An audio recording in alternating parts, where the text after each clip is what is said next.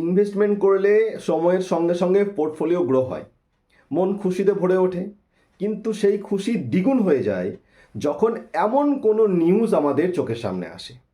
মধ্যপ্রদেশের নিমজিতে টাটা পাওয়ার প্রায় 431 মেগাওয়াটের একটা সোলার এবং গ্রিন এনার্জি প্রজেক্ট শুরু করেছে, যার ফলে ইতিমধ্যেই 7,80,300 মেট্রিক টন কার্বন নির্গত হওয়া বন্ধ হয়ে গিয়েছে, যা পরিবেশ এবং স্বাস্থ্যের পক্ষে যথেষ্ট আশাব্যঞ্জক।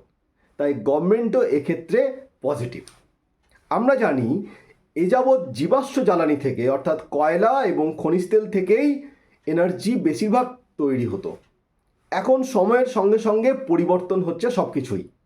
তাই এই যে পজিটিভলি যে পরিবর্তন, তার সাথে সামঞ্জস্য রেখে এই ধরনের কোম্পানিতে আমাদের বিনিয়োগ করা উচিত।